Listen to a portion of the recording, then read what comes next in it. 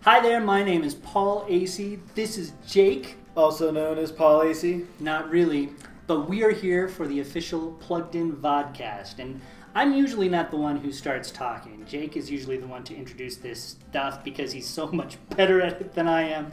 But we're doing something a little bit different today, where we're actually talking to Jake about his own life. You know, typically, we're here talking about movies, music, TV, culture, all that kind of stuff. Life. But today we're going to take a little bit more of a personal journey because we feel like, you know, I've been around for Plugged In for a long time, 8 years. Jake has not been officially around Plugged In for that long.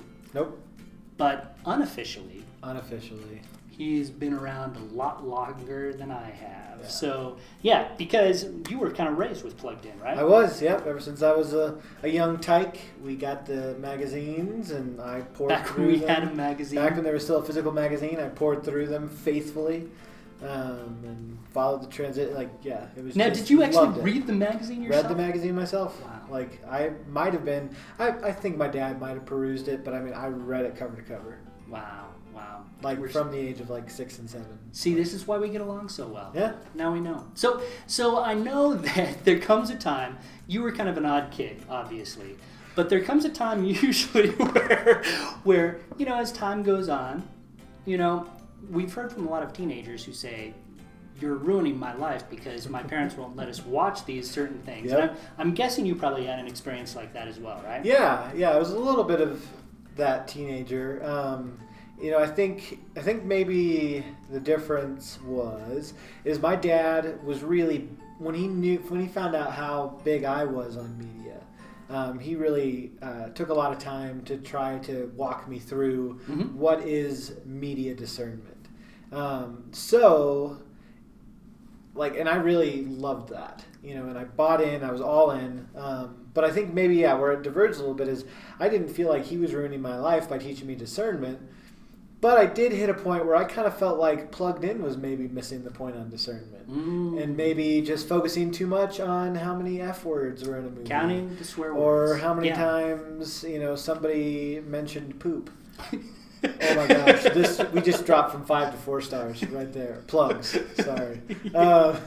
But so my diversion was like, okay, I've learned what discernment is, and I think I kind of know what it is a little bit better than these guys at Plugged In. They're so focused on the surface stuff. Right, all the content like stuff. all the content stuff, but I know that there's deeper things in movies, and because I know that, I can watch whatever I want, regardless of content, because I'm discerning. So that stuff will kind of just wash off me. Yeah. Well, and you know, I think that there's some validity to that. I mean, I think that we all know that you can have some really powerful stories that unfortunately have quite a bit of content in them. And it's not like, I'm sure that you found this as time was going on, you know, it's not like if you watch a bad movie, you're going to become a bad person right away. Yeah. Right? No, and that fueled my journey away from, you know, Plugged In, and what it represented was like, here I was, and I was watching this stuff, and my worldview was fine. Yeah. I still believed the same basic things. I didn't like convert away from Christianity or all of a sudden start believing, you know, that the Bible was wrong on certain things. I still believed all that, and so I kind of felt like I was immune because of that. Sure. Were you immune? I was not. Yeah, you know, I almost wish, looking back, I almost wish there would have been that hypodermic needle. I quit, you know, being truly discerning because I think I'm being discerning, and my life falls to pieces right away, because that would have been so much easier at 16 years old than it was in my early 20s when it finally did hit me. So it unfortunately, though, it did. Yeah. I found myself a young married man struggling with pornography, something that I thought I had kicked for good years before that, with great support and help around me. All of a sudden, here it was popping up in my young marriage.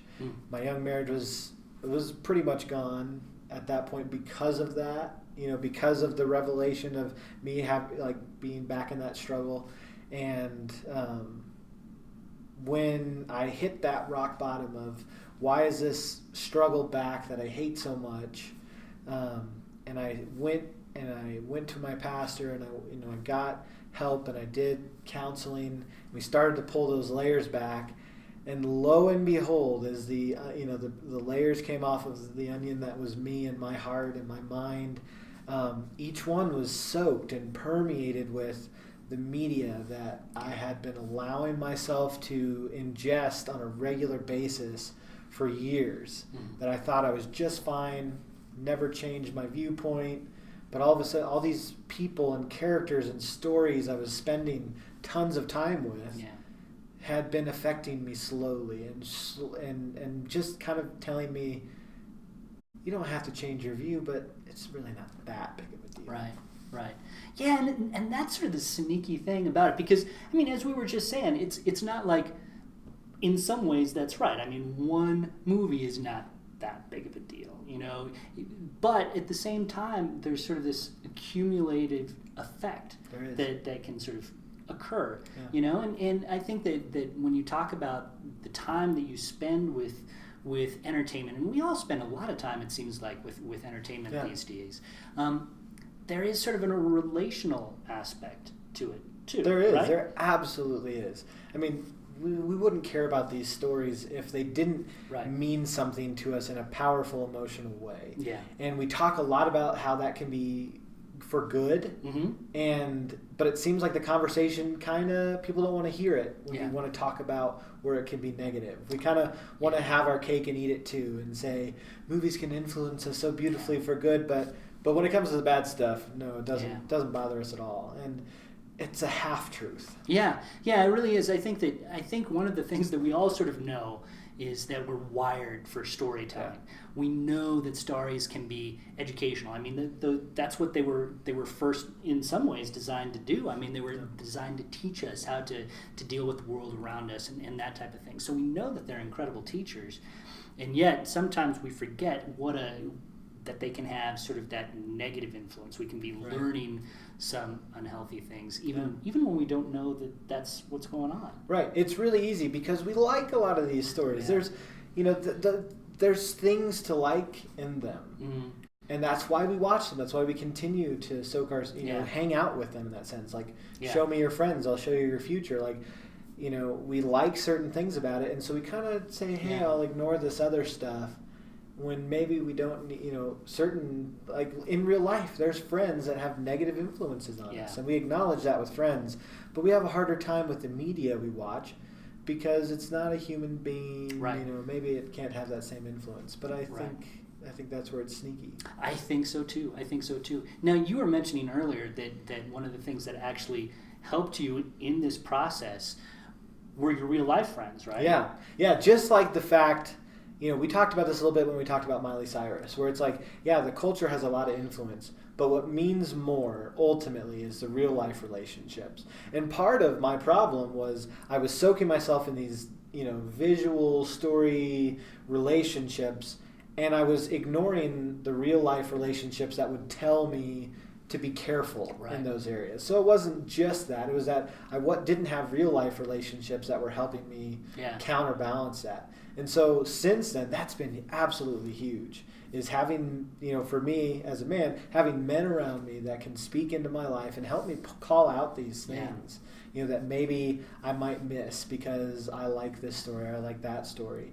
And challenging me maybe not to engage with certain stories that I might want to because they'd be a bad influence for me. And so those real life relationships have been what helped me stay sober in that sense. Stay, have had that positive impact. Their stories and their influence in my life. Yeah, absolutely. Hopefully you have people like that in your life who you can talk about these stories with, who you can sort of keep you on the the right track, all that kind of stuff. Hopefully you have people like that in your life. But in the meantime, feel free to comment down below, because we want to hear more about your story. We Talk want to to hear us about how media has impacted your life for good or for bad, your own struggles maybe with some of this stuff, or your own successes. Yeah. How can you encourage the other people that are watching and listening and with your own story? Yeah, absolutely. Because your story is powerful. Absolutely. So this is the official Plugged In Vodcast. I'm Paul. I'm Jake. We're out. We are out. We'll see you guys next time.